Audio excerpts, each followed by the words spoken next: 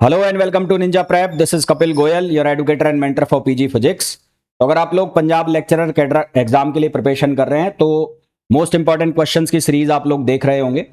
अभी इसमें मैंने आरपीएससी के जो क्वेश्चंस है वो कराना स्टार्ट किया है आपको। उसका कल मैंने एक लेक्चर लिया था जिसमें क्वेश्चंस जो मैंने कराए थे आपको बहुत अच्छे से समझ आए होंगे। आज का जो लेक्चर है इसमें भी आरपीएससी के ही कुछ हम दूसरे क्वेश्चंस लेंगे और वो भी वैसे ही आपको अच्छे से समझ में आने वाले हैं जैसे इसके पहले वाले लेक्चर में हमने देखे थे। तो जो भी लोग इस वीडियो को देख रहा है सभी से रिक्वेस्ट रहेगी, प्लीज वीडियो को लाइक जरूर करें और चैनल को सब्सक्राइब अभी तक नहीं किया है तो चैनल को आप सब्सक्राइब जरूर करें। तो चलिए स्टार्ट करते हैं। हाँ जी, तो क्वेश्चन नंबर फर्स्ट जो है उसमें बोला गया है nuclear forces are. Nuclear force, इनमें से न्यूक्लियर फोर्स के लिए कौन सा सही है। बेसिकली आपसे न्यूक्लियर फोर्स की प्रॉपर्टी पूछिए। तो पहला तो न्यूक्लियर रेंज जो फोर्स होते हैं वो शॉर्ट रेंज फोर्स होते हैं। पहली चीज तो आप ये क्लियर कर लो कि जो न्यूक्लियर फोर्स है वो शॉर्ट रेंज फोर्स होते हैं। तो ये लॉन्ग वाला तो चक्कर खत्म। दूसरा जो होता है, nuclear forces are always attractive in nature. Nuclear forces जो है वो हमेशा नेचर में कैसे होते हैं, अट्रैक्टिव होते हैं। तो nuclear forces are always attractive, तो शॉर्ट रेंज अट्रैक्टिव। तो हमारे पास जो आंसर आ जाएगा वो कौन सा आएगा, सेकंड आएगा। नेक्स्ट जो क्वेश्चन है उसमें बोला है the specific heat at constant pressure CP और सीवी, दो वैल्यू दी है आपको। एक बार गैस बी के लिए और एक बार दी है ए के लिए। तो ए गैस के लिए सीपी और सीवी की वैल्यू दे रखी है और डायटोमिक है दोनों गैस। हमें बताना है कि जो किसके पास वाइब्रेशनल डिग्री ऑफ फ्रीडम है। तो हमारे पास जो गामा का फॉर्मूला होता है ए के लिए अगर मैं बात करूं तो ये हो जाएगा सीपी अपॉन सीवी, और ए के लिए उसका सीपी जो है वो 28 है और सीवी जो है वो 21 है। तो इसको जब हम सॉल्व करेंगे तो ये आएगा 4/3। और हमारे पास जो गामा का फॉर्मूला होता है वो होता है 1+2/f। अगर मैं डायटोमिक के लिए बात करूं तो डायटोमिक गैस के लिए विदाउट डिग्री ऑफ फ्रीडम, उसकी जो डिग्री ऑफ फ्रीडम है without vibration degree of freedom होता है उसका 5। तो ये हो जाएगा 1+2/5। तो यहां से आएगा 7/5। यहां से क्या आएगा 7/5। और ये दोनों जो है वो इक्वल नहीं है, तो ये दोनों इक्वल नहीं है। तो इसका मतलब नॉट इक्वल आ रहा है, ये दोनों नॉट इक्वल है। तो इसका मतलब ए के पास क्या होगा, वाइब्रेशनल डिग्री ऑफ फ्रीडम होगा। ए के पास क्या होगा, वाइब्रेशनल डिग्री ऑफ फ्रीडम। ए जो है उसके पास क्या होगा, वाइब्रेशनल डिग्री ऑफ फ्रीडम होगा। और अगर मैं बी के लिए बात करूं तो गामा बी की वैल्यू होगी सीपी अपॉन सीवी। और बी के केस में सीपी की वैल्यू है 21 और ये है 15। तो इसको जब हम सॉल्व करेंगे तो ये आ जाएगा 7/5। और हमारे पास जो फॉर्मूला से गामा है उसकी वैल्यू भी कितनी है, 7/5 है। तो ये दोनों मैच कर गए। इसका मतलब जो बी है, बी के पास वाइब्रेशनल डिग्री ऑफ फ्रीडम नहीं होगा। तो B does not have vibrational degree of freedom. तो B does not have vibrational degree of freedom, जबकि ए के पास वाइब्रेशनल डिग्री ऑफ फ्रीडम होगा। तो हमारे पास जो सही आंसर है वो क्या आ जाएगा, ए आ जाएगा। तो molecule of gas A have vibrational degree of freedom, जबकि जो बी है उसके पास नहीं होगा। Next question, in a semiconductor the ratio of the effective mass of hole to electron. तो इफेक्टिव मास ऑफ होल और इलेक्ट्रॉन, इनका रेशियो दे रखा है 5:1। और मीन रिलैक्सेशन टेम्परेचर, इनका जो मीन रिलैक्सेशन टेम्परेचर है जिसको टाउ एच से लिखते हैं, तो वो जो रेशो है वो दे रखा है होल टू इलेक्ट्रॉन का 1/2। हमें बताना है ratio of mobility of hole to electron. तो मोबिलिटी का जो फॉर्मूला होता है म्यू, वो म्यू की वैल्यू होती है ई इंटू टाउ। टाउ मतलब रिलैक्सेशन टाइम अपॉन जो हमारे पास इफेक्टिव मास है वो। इनका रेशो निकालना है, तो यानी कि आपको निकालना है mu H upon mu E. तो ई से ई तो कैंसिल हो जाएगा, यहां बचेगा टाउ एच। यहां क्या बचेगा, यहां पर बचेगा tau H upon tau E. और फिर यहां पर क्या आएगा, एम ई इफेक्टिव और एम एच इफेक्टिव। तो tau H upon tau E जो है वो हो जाएगा 1/2 और M E upon M H, आपने निकाला M H upon M E और M E upon M H अभी आ गया, तो ये आ जाएगा 1/5। तो यहां से हमारे पास जो वैल्यू है वो बन जाएगी 1/10। तो आंसर जो हमारे पास आ जाएगा वो क्या आ जाएगा, सेकंड आ जाएगा। Next, a hall has volume of 1200 metre square. Volume है कि वॉल्यूम नहीं होगा, ये वॉल्यूम क्यूब होगा ये यहाँ पर। It's total absorption is equals to 480 metre square of open window. The reverberation time of room is, तो रिवर्बेशन टाइम बताना है रूम का। तो यहां पर हम साबिन्स फॉर्मूला यूज करेंगे, तो यूजिंग साबिन्स फॉर्मूला, साबिन्स फॉर्मूला हम यहां यूज करेंगे। तो ये फॉर्मूला T इक्वल्स टू 0.161 ए और यहां पर आएगा V स्टैंड्स फॉर वॉल्यूम। तो ये बनेगा 0.161। V जो है वो कितना है 1200 और एरिया जो है उसकी वैल्यू है 480। तो इसको जब आप सिंप्लीफाई करोगे तो आंसर आपके पास आएगा 0.4 सेकेंड। इसको जब सिंप्लीफाई करोगे तो आंसर आएगा 0.4 सेकेंड, जो कि ऑप्शन हो जाएगा ए। नेक्स्ट देखो, नेक्स्ट है a body having its centre of mass at the origin has 3 of particles. तो एक बॉडी है, इसका एक एक्सिस ये हो गया, मान लो ये है एक्स, इसको ले लेते हैं एक्स, इसको ले लेते चलो एक्स, एक हो गया वाई और ये हो गया जेड। तो इसका जो सेंटर ऑफ मास है वो यहाँ है और 3 पार्टिकल है, एक है a,0,0 पर, तो ये है a,0,0, दूसरा है 0,a,a, तो ये हो गया 0,a,0 और तीसरा हो जाएगा 0,0a, ये हो जाएगा 0,0a है ये a। Moment of inertia of body about the X and Y axes. तो सबसे पहले जब आप आई एक्स एक्स निकालोगे तो आई एक्स एक्स जो आएगा वो आएगा एम वाई स्क्वायर और एम जेड स्क्वायर,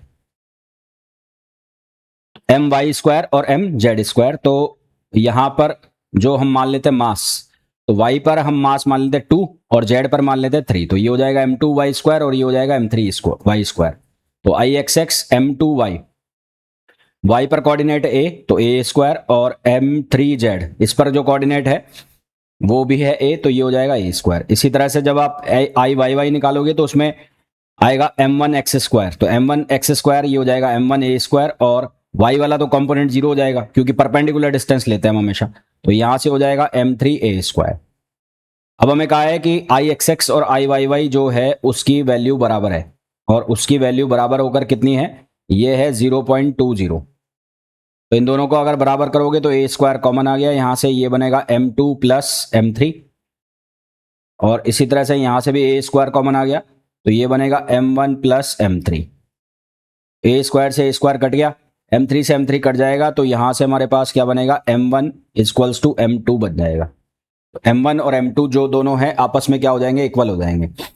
हमें निकालना है जेड एक्सिस के अबाउट मोमेंट ऑफ इनर्शिया। तो जेड एक्सिस के अबाउट जो मोमेंट ऑफ इनर्शिया होगा वो होगा m1 a square plus m2 a square. तो m1 और m2 बराबर हो गए तो ये आ जाएगा 2ma स्क्वायर, 2ma स्क्वायर हमारे पास आंसर आ गया 2ma स्क्वायर। तो अब यहाँ पर मास है नहीं तो इसके अकॉर्डिंगली तो कोई सा भी आंसर नहीं होगा, तो can not be deduced with this information. तो हमारे पास जो आंसर आएगा वो क्या आएगा, 4th आएगा। Next, which of the following atom can not exhibit Bose Einstein condensation. तो बोस आइंस्टीन कंडेंसेशन के लिए क्या होना चाहिए, बोसोन्स होना चाहिए, बोसोन्स। और बोसोन्स कब होगा, जब जो आपके पास टोटल न्यूक्लियॉन्स हैं, न्यूक्लियॉन्स क्या होंगे, इवन होंगे। तो इवन होंगे तो उस केस में बोसोन होगा और अगर ऑड हो गए तो वो क्या हो जाएगा, फर्मियोन। तो बोस आइंस्टीन के लिए क्या होना चाहिए, बोसोन्स होने चाहिए। पहला वाला जो है 1h1, तो इसमें एटॉमिक मास है 1 और एटॉमिक मास को इलेक्ट्रॉन से ऐड कर दो, तो ये तो हो गया एटॉमिक मास A और प्लस यहां आ गया E, तो ये टोटल न्यूक्लियॉन्स बन गए, तो ये बन गया 2 बन गया। इसी तरह से फिर आप निकालोगे 4He2, तो इसमें एटॉमिक मास हो गया 4 और नंबर ऑफ इलेक्ट्रॉन्स भी हो गए 2, तो ये आ गया 6, तो ये भी इवन है और ये भी इवन है, तो ये भी बोसोन हो गया और ये भी क्या हो गया, बोसोन हो गया। फिर आप निकाल लो सोडियम वाले के लिए, तो 23Na और 11, तो यहां से 23 में ऐड कर दो 11, तो यहां से बनेगा 34, तो ये भी हो गया इवन, तो ये भी क्या हो गया, बोसोन हो गया। फिर आप बात करो किसके लिए, 30K 19 के लिए, तो 30 एटॉमिक मास हो गया और इलेक्ट्रॉन हो गए 19, तो यहां से बनेगा 49 और 49 जो है वो ऑड हो गया, तो बोस आइंस्टीन तो किसके लिए लगेगा? बोसोन के लिए। तो ये हो गया फर्मियोन, ये हो गया फर्मियोन। तो हमारे पास जो आंसर आ जाएगा वो कौन सा आ जाएगा? फोर्थ आ जाएगा। नेक्स्ट देखो, नेक्स्ट है a copper rod of length L is moving with uniform speed v parallel to a long straight current carrying wire I as shown in figure. The rod is perpendicular to the wire. Rod जो है wire के perpendicular है with its ends at distance A and B from the wire. सबसे पहले इस wire की वजह से आप मैग्नेटिक फील्ड निकाल लो। मान लो कोई भी एक डिस्टेंस ले लो यहां से r, कोई भी एक रैंडम डिस्टेंस ले लो आप यहां से r। उस r डिस्टेंस पर आप मैग्नेटिक फील्ड निकाल लो पहले। तो मान लो वो डिस्टेंस है यहां पर, यहां पर ये r डिस्टेंस है। तो मैग्नेटिक फील्ड अंदर की तरफ जा रहा होगा। तो मैग्नेटिक फील्ड जा रहा होगा ऐसे, और उस मैग्नेटिक फील्ड की वैल्यू स्ट्रेट वायर की वजह से होती है म्यू नॉट आई अपॉन 2πr। तो ये मैग्नेटिक फील्ड हो गया। अब आपको मोशनल ईएमएफ निकालना है। तो मोशनल ईएमएफ जो होता है वो किसके बराबर होगा? B cross V into D R. तो बी क्रॉस वी, तो वी जो ये हो गया V B V D R है ना। तो मोशनल ईएमएफ जब आप निकालोगे, मोशनल ईएमएफ, मोशनल ईएमएफ, तो ये जो रॉड है ये जा रही है ऐसे ऊपर की तरफ, ऊपर जा रही है ये रॉड, और मैग्नेटिक फील्ड जा रहा है ऐसे अंदर की तरफ, मैग्नेटिक फील्ड अंदर की तरफ जा रहा है। तो V क्रॉस B, तो जो हमारे पास ईएमएफ है उसकी डायरेक्शन ये आएगी। तो ये B हो गया और ये B हो गया। तो ईएमएफ यानी कि बैटरी जो बनेगी, बैटरी, तो ये ऐसे जाएगा। तो बैटरी जो बनेगी उसकी डायरेक्शन ये आएगी, मतलब बैटरी जब इसकी जगह लगेगी तो ऐसे लगेगी, यहां पर होगा प्लस और यहां होगा माइनस। इमोशनल ईएमएफ को हम लिखते हैं BVDR, यानी कि स्मॉल एलिमेंट के लिए, क्योंकि यहां पर हमने R लिया हुआ है तो इसको लिखेंगे BV और DR। तो अब इसको इंटीग्रेट कर दें। इंटीग्रेट कहां से कहां तक होगा? A से B तक। और ये हो जाएगा BVDR। B की वैल्यू सब्सटीट्यूट कर देंगे, तो A से B, तो ये B की वैल्यू सब्सटीट्यूट करेंगे तो म्यू नॉट आई अपॉन 2πr, यहां हो गया VDR। तो इसको जब हम सिंप्लीफाई करेंगे तो ये बनेगा mu naught I V upon ये हो जाएगा 2π, और 1/r का लॉग में आएगा तो इसको सॉल्व करोगे तो ये आ जाएगा log b अपॉन ए। इसको जब सॉल्व करोगे तो ये बन जाएगा ln b अपॉन ए। तो हमारे पास जो आंसर आ जाएगा वो कौन सा आ जाएगा? थर्ड आ जाएगा। तो आंसर कौन सा आ जाएगा? Third. Next, the critical velocity Reynolds number के फॉर्म में पूछिए। तो रेनॉल्ड्स नंबर का जो फॉर्मूला होता है, रेनॉल्ड्स नंबर, रेनॉल्ड्स नंबर, तो यहां रेनॉल्ड्स नंबर को किससे लिखा है? के से। तो के बराबर होगा रो वी आर अपॉन ईटा। रो का मतलब है डेंसिटी, वी का मतलब है क्रिटिकल वेलोसिटी, आर का मतलब है रेडियस, और ईटा जो है वो है कोफिशिएंट ऑफ विस्कोसिटी। तो आपको पूछा है वी, तो वी किसके बराबर हो जाएगा? के ईटा अपॉन रो आर, के ईटा अपॉन रो आर, जो कि ऑप्शन हो जाएगा सेकंड। तो आंसर कौन सा आ जाएगा? सेकंड आ जाएगा। नेक्स्ट है consider a system of 2 fermions. The first 3 states are available for each particle in one dimensional box. First 3 states available है हर एक पार्टिकल के लिए वन डायमेंशनल बॉक्स के लिए। The probability of finding both particle simultaneously. तो यहां पर बात हो रही है फर्मियोन्स की। किसकी बात हो रही है? फर्मियोन्स। और फर्मियोन्स है तो वो फॉलो करेंगे पाउली एक्सक्लूजन प्रिंसिपल। ये फॉलो करेंगे, follows Pauli exclusion principle.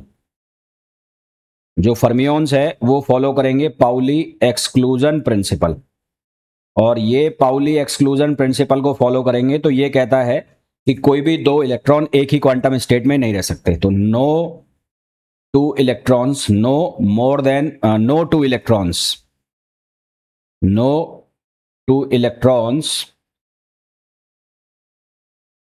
Can have same quantum state, can have same quantum state. तो 2 इलेक्ट्रॉन्स की एक ही क्वांटम स्टेट नहीं हो सकती। तो इसका मतलब ये हो गया कि जो प्रोबेबिलिटी है वो कितनी हो जाएगी? 0 हो जाएगी। तो हमारे पास जो आंसर है वो कितना आ जाएगा? 4 आ जाएगा, प्रोबेबिलिटी हो जाएगी 0। Next, the quadrupole moment of nucleus is given by the expression. ये क्वाड्रुपोल मोमेंट का एक्सप्रेशन है where QI, ZI and RI are the charge Z coordinate and distance of the ith proton from the center. If 6 proton in a nucleus are situated at distance plus minus R और plus minus R, तो यहां पर are radius है, तो are radius है, तो इसका मतलब अगर मैं इसको ऐसे बनाऊं तो ये एक बन रहा होगा स्पेयर। ये क्या बन रहा होगा, एक स्पेयर बन रहा होगा। इस स्पेयर पर हर डिस्टेंस पर यहां पर एक प्रोटॉन है, यहां पर एक प्रोटॉन है, और यहां पर एक प्रोटॉन है। तो इसका मतलब ये सिमेट्रिक डिस्ट्रीब्यूशन हो गया, है ना। तो यहां पर जो डिस्ट्रीब्यूशन है वो क्या है, सिमेट्रिक। तो the six protons are distributed 6 proton are distributed symmetrically along the x, y and z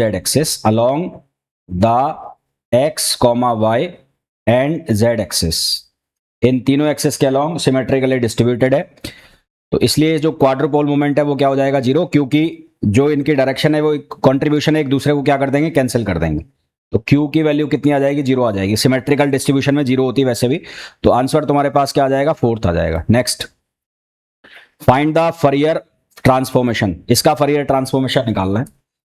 तो फरियर ट्रांसफॉर्मेशन के लिए हमारे पास फॉर्मूला होता है FU = 1/√2π, ये माइनस इनफाइनाइट से इनफाइनाइट, और यहां पर fx और ये e⁻∗ux और dx।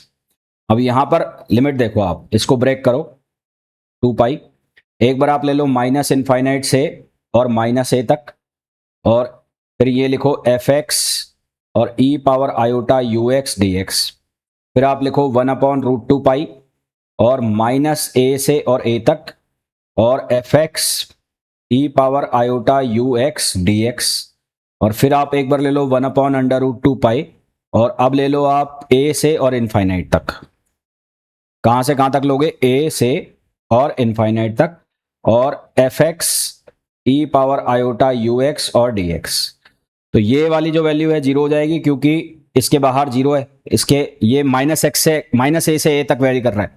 इसकी जो वैल्यू है वो हो जाएगी 1, और इसकी वैल्यू भी क्या हो जाएगी, 0। तो हमारे पास बचेगा f ऑफ u = ये आ जाएगा 1/√2π माइनस a से a, और ये आ जाएगा e⁻∗ux और dx। तो इसको जब इंटीग्रेट करोगे तो 1/√2π यहां इंटीग्रेशन होगा, तो ये बनेगा e⁻∗ux अपॉन iu, और ये माइनस a से a। जब इसको सिंप्लीफाई करेंगे तो साइन का फॉर्मूला दे देगा, तो साइन का फॉर्मूला दे देगा, तो हमारे पास जो आंसर बनेगा वो बनेगा √2π, 2/π, 2 से डिवाइड करोगे, 2 से मल्टीप्लाई करोगे, और ये बन जाएगा साइन ua अपॉन u, जो कि कौन सा आंसर हो जाएगा, 3rd हो जाएगा। कौन सा आंसर हो जाएगा, 3rd। नेक्स्ट देखो, electric current in a circuit varies as, electric current की वैल्यू दी हुई, RMS वैल्यू निकालनी। तो IRMS का जो फॉर्मूला होता है वो होता है √1/t इंटीग्रेशन 0 से t और I² और dt। अब I² की ये वैल्यू सब्सटीट्यूट करेंगे, तो 1/t 0 से t में इंटीग्रेशन है, ये वैल्यू सब्सटीट्यूट करोगे तो I0² t² अपॉन t² और dt। ये t² बाहर चला जाएगा, तो ये बचेगा 1/t³, और इसका जब इंटीग्रेशन करेंगे, इसका मैं इंटीग्रेशन कर देता हूं, I0 ये t² का, तो I0² भी बाहर चला जाएगा, तो ये I0² भी बाहर आ गया, और t² का इंटीग्रेशन करेंगे तो ये बनेगा t³ अपॉन 3, और इसके लिमिट लगा देंगे 0 से t, तो ये t³ से t³ कट जाएगा। तो हमारे पास जो आंसर आएगा वो आएगा I0² अपॉन 3 और इस पूरे का अंडर रूट, और इसको रूट से बाहर निकालोगे तो ये बनेगा I0 अपॉन √3। तो हमारे पास जो आंसर आ जाएगा वो क्या आ जाएगा, 2nd ऑप्शन आ जाएगा। ठीक है, क्या ऑप्शन आ जाएगा, 2nd ऑप्शन आ जाएगा। तो आई होप जितने भी क्वेश्चंस मैंने आपको बताए हैं वो बहुत अच्छे से आपको समझ आ गए होंगे। मिलते हैं नेक्स्ट वीडियो में, till then thank you, bye bye.